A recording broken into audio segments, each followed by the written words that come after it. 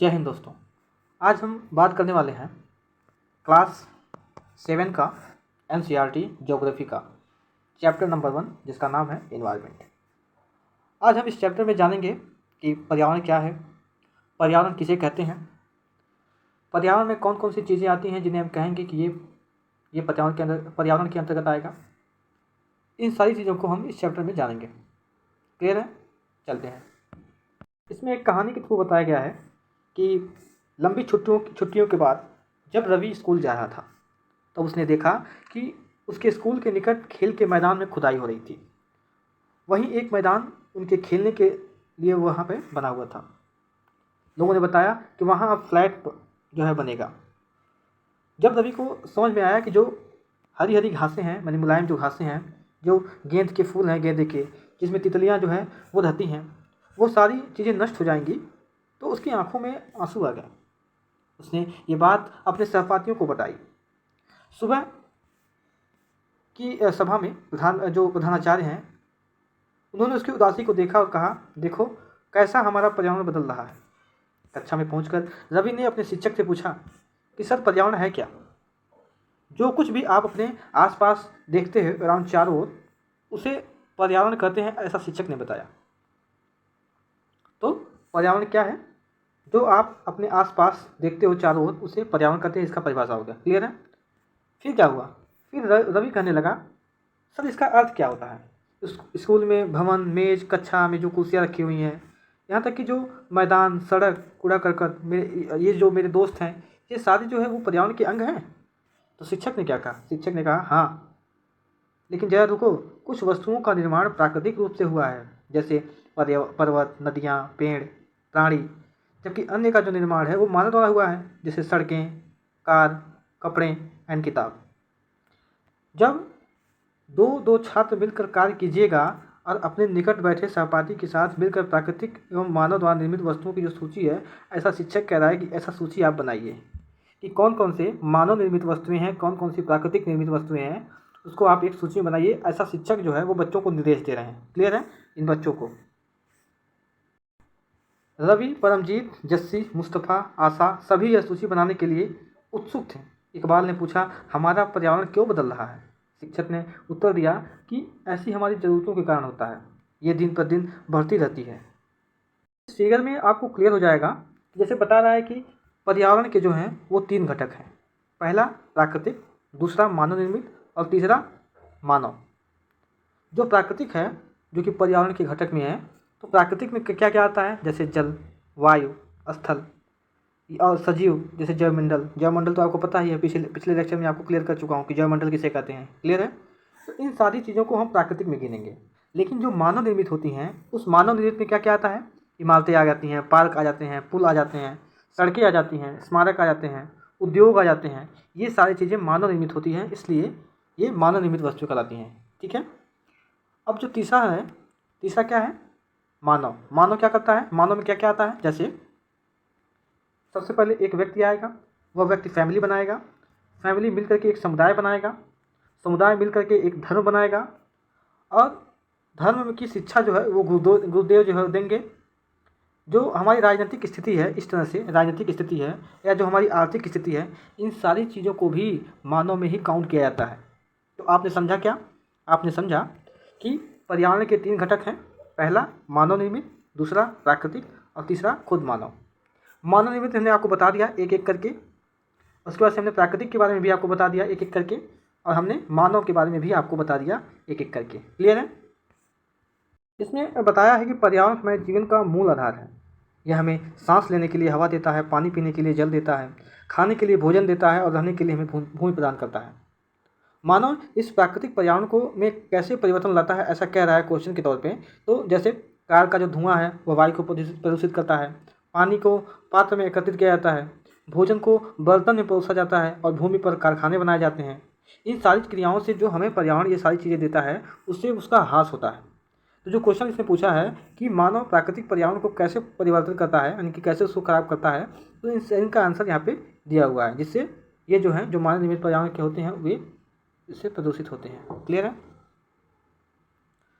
फिर कह रहा है कि मानव जो है, मानव कार, मील, कारखाना, बर्तन का निर्माण, इस प्रकार के से जो मानव प्राकृतिक पर्यावरण का परिवर्तन लाते हैं, यानी कि यही कारण है कि मानव जो है वो कार से धुएं का निकालता है जो वायु प्रदूषण करता है, मिल से भी जो धुआं निकलता है वो भी वायु को प्रदूषित करता है। उसके बाद से जो उसका कचरा रहता है वो नदियों में जा करके मिल जाता है, उससे उसका प्रदूषित करता है। जैसे यमुना का जो है, यमुना जो है वो सब मतलब प्रदूषित नदियों में से एक गिना जाता है उसको। क्लियर है? तो इससे हमारे पर्यावरण को बहुत ज़्यादा नुकसान होता है। जो ये सारी चीज़ें मानव जो गतिविधियाँ करते हैं अपने दिनचर्या के मामले में, उससे जो पर्यावरण का हरासमेंट होता है वही एक कारण है। क्लियर?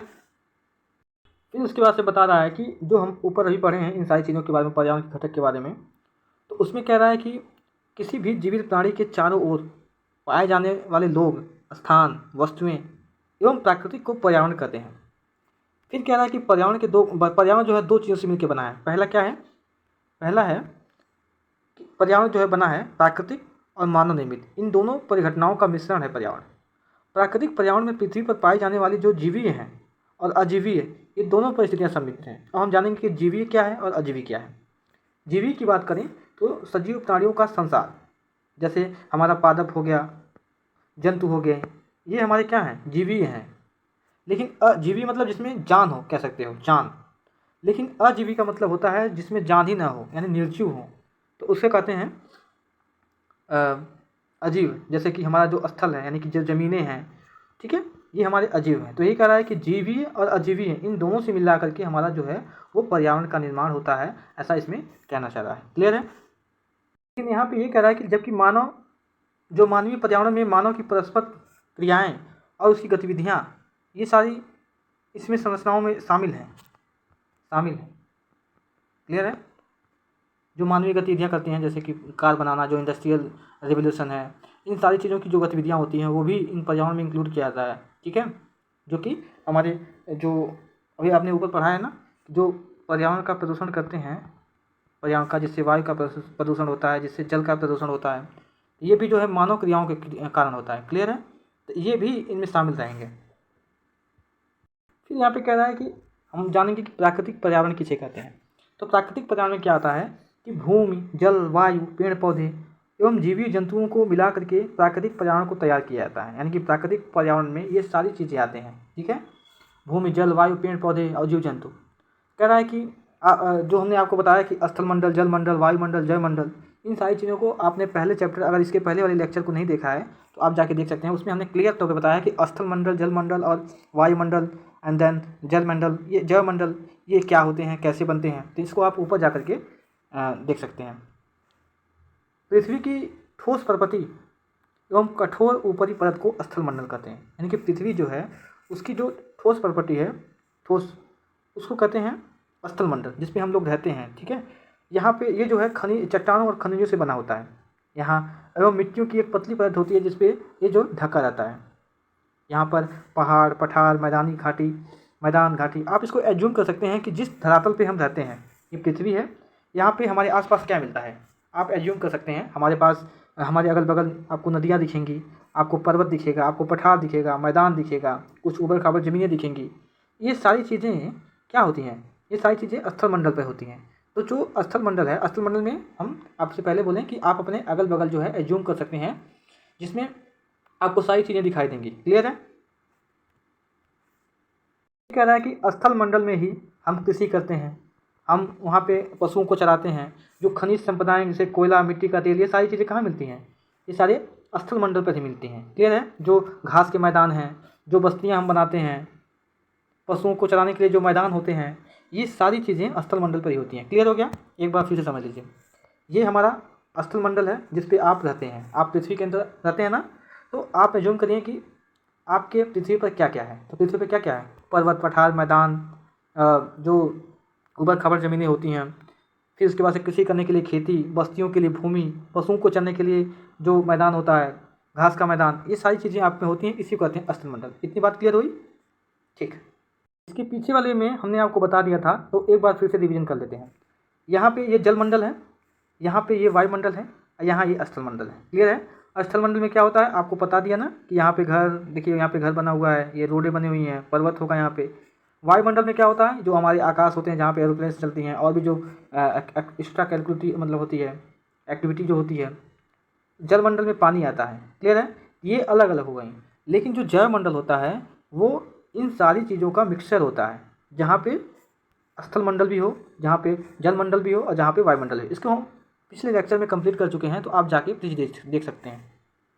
ठीक, यहाँ जल के स्रोतों को कहा है कि जल के स्रोत कौन कौन से हैं जलमंडल में। तो नदियाँ हो जाती हैं, झील, समुद्र, महासागर, ये जो है ये जलाशयों से मिलकर बने होते हैं। तो यहाँ पे ये जलमंडल के सारी चीज़ें हैं। जलमंडल के स्रोत कौन पूछेगा तो आप इन सारी चीज़ों को बता सकते हैं जो यहाँ पे लिखा हुआ है। क्लियर है। अगर वायुमंडल की बात करें तो इसमें पृथ्वी के चारों ओर फैली हुई वायु की एक पतली परत होती है, यानी जो पृथ्वी के चारों ओर एक वायु की पतली परत जो है फैली होती है वायु की, उसी को कहते हैं वायुमंडल। क्लियर है। पृथ्वी का गुरुत्वाकर्षण बल अपने चारों ओर के वायुमंडल को थामे रहता है। यह सूर्य की जो परावैंगनिक किरणें पड़ती हैं, जो सूर्य की परावैंगनिक किरणें पड़ती हैं पृथ्वी पर, उसको आने से जो हमारी जो परत है वायुमंडल की, वो इसको रोकती है। क्लियर है, ऐसे रोक देती है। ठीक है, चलते हैं आगे। इसमें और भी बताया है कि जो कई प्रकार के गैसें होती हैं, धूल कण होते हैं, जलवाष्प यहाँ पे उपस्थित होते हैं वायुमंडल में। वायुमंडल में परिवर्तन होने से मौसम और जलवायु में परिवर्तन होता है। क्लियर है। यानी वायुमंडल में अगर परिवर्तन होगा तो उससे मौसम में परिवर्तन होगा, और जब मौसम में परिवर्तन होगा फिर उसके बाद जलवायु में भी परिवर्तन होगा। ठीक है, जलवायु में भी परिवर्तन होगा। पादप एवं जीव जंतु जैवमंडल के या सजीव संसार का निर्माण करते हैं। जैवमंडल में कौन रहते हैं? जैवमंडल में हमने बताया आपको कि जैवमंडल में यहाँ पे यानी जो ये वाला एरिया होता है, ये वाला, इसमें क्या होता है कि जैवमंडल में हमने बताया आपको कि ये जल है, ये वायु है और ये स्थल है। इन तीनों का जहाँ पे समागम होता है, यानी जो ये वाला एरिया है, ये वाला जो एरिया है, यहाँ पे जैवमंडल का निर्माण होता है। ये मैं पिछले लेक्चर में कंप्लीट कर चुका हूँ, आप देख सकते हैं। लेकिन ये जो यहाँ पे कौन रहते हैं, यहाँ पे जिनको तीनों की आवश्यकता होती है, यानी जल की आवश्यकता होती है, वायु की आवश्यकता होती है और स्थल की आवश्यकता होती है। ऐसा किसको आवश्यकता होती है? ऐसा पादप जंतुओं को होती है। पादप मतलब पेड़ पौधे, जीव जंतु, इन सारी चीज़ों को इसकी आवश्यकता होती है, इसलिए इन्हें जैवमंडल के अंतर्गत रखा गया है। क्लियर है। अब जो मेरा सेकंड है वो कह रहा है कि पारितंत्र क्या है। तो पारितंत्र क्या है? वह तंत्र जिसमें समस्त जीवधारी आपस में एक दूसरे के साथ तथा पर्यावरण के उन भौतिक एवं रासायनिक कारकों के साथ परस्पर क्रिया करते हैं जिसमें वे निवास करते हैं। ये सब ऊर्जा और पदार्थ के स्थानांतरण के कारण होता है, यानी कि संबंध होता है। ठीक है, ऊर्जा और स्थानांतरण द्वारा संबंध होता है। यानी पारितंत्र का मतलब होता है कि इको, इसका मतलब होता है कि जहाँ पे जो निवास करता है अपने एरिया को डिफाइन करके। जैसे यहाँ पे एग्जांपल लिया है कि जैसे ऊँट कहाँ रहते हैं? ऊँट राजस्थान वाले एरिया में रहते हैं जहाँ पे मरुस्थल है। जो बारिश वाला एरिया है, जैसे केरल कह सकते हैं, जो केरल है, वहाँ पे बारिश वाली चीज़ें, जो जीव जंतु रहते हैं, जो पादप जंतु यानी कि पेड़ पौधे उगते हैं, वो जहाँ पे अधिक वर्षा होती है वो वहाँ उगेंगे। जहाँ पे अधिक ठंडी होगी वो उत्तरी भाग यानी कि जम्मू कश्मीर और लद्दाख और कुछ भाग पूर्वी एरिया में भी, यानी कि जहाँ पे ठंडी अधिक होती है वहाँ पे ठंड वाले जो जीव जंतु रहते हैं और जो पादप जंतु होती हैं वो वहाँ पे रहेंगे। मेन इसका मतलब ये है कि जो जंतुएँ अपने स्थान पे रहती हैं उनके लिए जो इन्वायरमेंट बनता है, यानी जंतु को अगर ठंडी माहौल में वो रह सकता है तो उसके लिए यहाँ पे ठंड का वातावरण है। यदि जंतु को गर्मी का वातावरण है तो वो गर्मी वाले वातावरण में चला जाएगा। तो वही जो पारितंत्र बनता है एक जीव जंतु को रहने के लिए कि वो इसमें रह सकता है, इस इकोसिस्टम में रह सकता है, उसी को कहते हैं पारितंत्र। आई होप क्लियर हो गया होगा। एक बार फिर से समझ लीजिए, एग्जाम्पल के थ्रू मैं समझाने की कोशिश कर रहा हूँ। जैसे जो ऊँट है, ऊँट वो कहाँ मिलेगा? मरुस्थल में मिलेगा। उसका जो रहने वाला एरिया है वो मरुस्थलीय एरिया है, जहाँ पे गर्मी अधिक रहती है, वो वहाँ पे रह सकता है क्योंकि वो ज़्यादा पानी नहीं मिलेगा तब भी वो रह सकता है। लेकिन वहीं अगर बात करें जो अन्य जानवर होते हैं, जैसे शेर हो गया, एशियाई शेर, ये मरुस्थल में नहीं रह सकता है क्योंकि इसे प्यास ज़्यादा लगती है, या कह सकते हो कि बिना पानी का नहीं रह सकता है, जो वहाँ का गर्मी वाला वातावरण है उसको नहीं झेल सकता है। जो एशियाई शेर हैं इसलिए ये गुजरात के गिर में मिलते हैं क्योंकि इनके लिए यहाँ पे वातावरण अच्छा है, वहाँ पे नमी का माहौल है, वहाँ पे पानी उपलब्ध है, जंगल और जो झाड़ियाँ हैं उनके लिए उपलब्ध हैं, शिकार करने के लिए जंगल है जिसमें जो अन्य छोटे छोटे जीव जंतु रहते हैं जिनका शिकार जो है शेर कर सकता है। तो इसका सिंपल एग्जाम्पल यही है। क्लियर है? आई होप क्लियर हो गया होगा। अब यहाँ पे है मानवीय पर्यावरण, यानी मानवीय पर्यावरण से हम क्या समझते हैं इसमें, ये थोड़ा सा देखते हैं। तो मानव अपने पर्यावरण के साथ पारस्परिक क्रिया करते हैं, जिसमें अपनी आवश्यकता के अनुसार उसमें परिवर्तन करता है। आप देखेंगे कि जो पुराने जो लोग थे, जो कि जिनको ज्ञान नहीं था आधुनिक मानव का, वो अपना जीवन बसर कैसे करते थे? वो खाने के लिए फल फूल कंदमूल, जो यानी कि जो प्राकृतिक वस्तुएं हैं, उनको वो खाना जो है प्रीफर करते थे। जो शिकार करते थे वो प्राकृतिक रूप से शिकार करते थे, जो उनको प्रकृति में दिखाई देता था, यानी स्वयं से नहीं बनाते थे। स्वयं से किसी वस्तु का निर्माण करके वे नहीं खाते थे। जो उनको पेड़ पे दिख गया खाने के लिए फल फूल, उसको खा लिए। कोई जीव जंतु दिख गया खाने के लिए, उसको खा लिए। रहने के लिए कोई पहाड़ बड़ा सा मिल गया, उसके नीचे जाके रह लिए।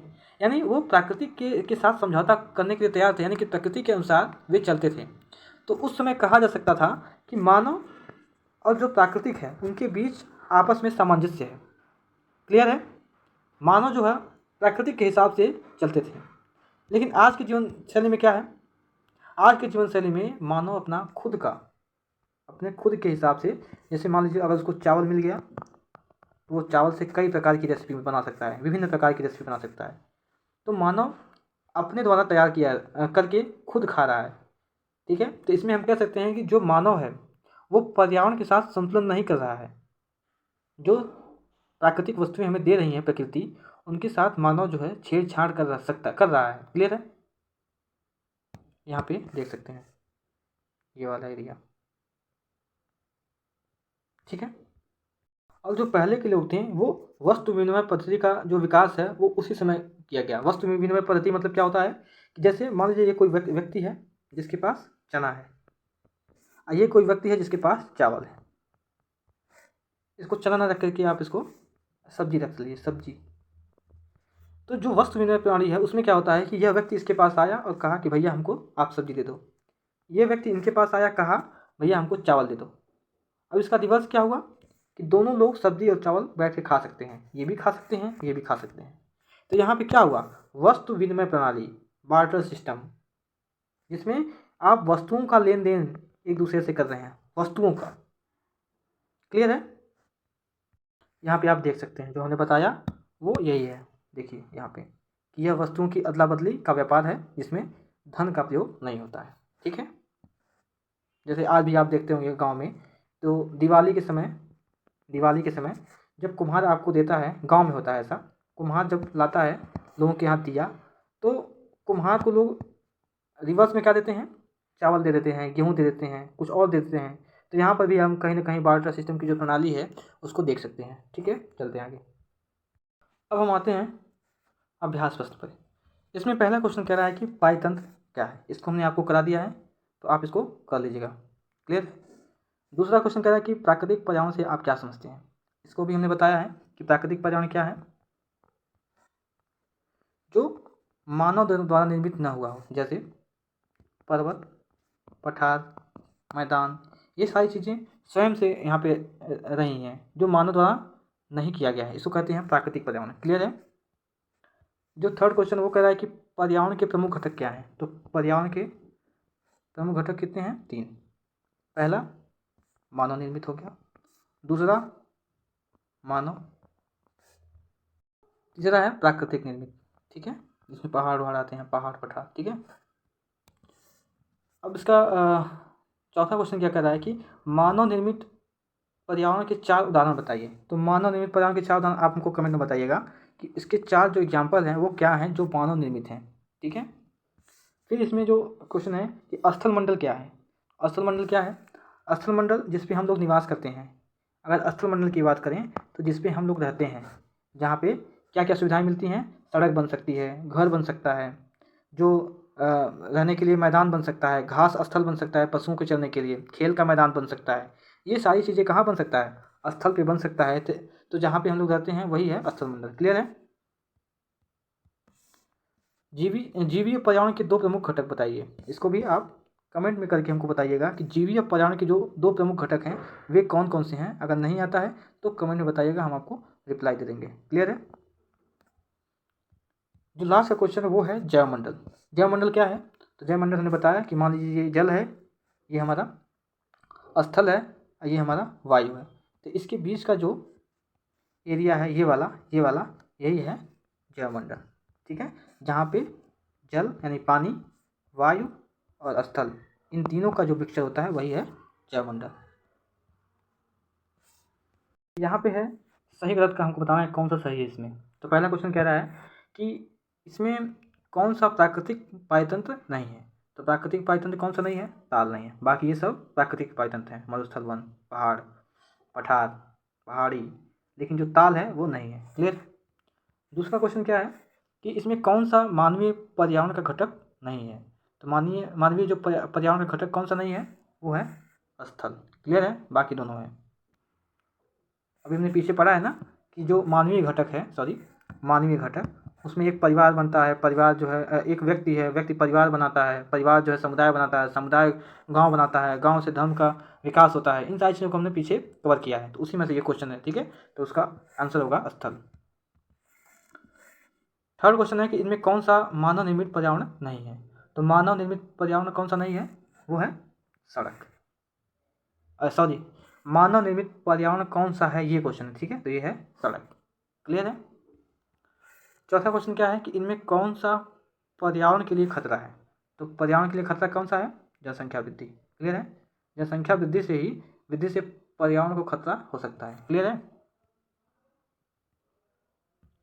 अब जो हमारा तीसरा कह रहा है क्वेश्चन, तो इसमें क्या है कि निम्नलिखित स्तंभों को, यानी कि ये मिलान है एक तरह से कह सकते हो, तो उसको हमको मिलाना है। ठीक है, तो जैवमंडल की परिभाषा क्या है, जहाँ जल वायु और स्थल, इन तीनों का जहाँ पे कॉम्बिनेशन होता है वहाँ पे जैवमंडल होता है। ये पहला कहाँ पे आएगा, यहाँ पे आएगा। ठीक है। वायुमंडल क्या है, तो वायुमंडल जो है जो हमारे चारों ओर घिरे रहता है, यानी ये हो जाएगा पृथ्वी को जो चारों ओर से एक तरह से चारों का काम करता है। जलमंडल क्या है, जलमंडल जो जलीय क्षेत्र है। ठीक है, और जो पर्यावरण है वो क्या है, जो हमारे आसपास का क्षेत्र है। ठीक है, तो ये हो जाएगा ख़त्म। तो हमने इन सारी चीज़ों को कवर किया है। ठीक है, इन सारी चीज़ों को हमने कवर कर लिया है। तो इसके साथ जो क्लास 7th का चैप्टर 1 है ज्योग्राफी का, वो हमारा समाप्त हुआ। कल हम फिर से जो सेकंड चैप्टर है उसको कवर करेंगे। तो आज के लिए बस इतना ही। Thank you very much.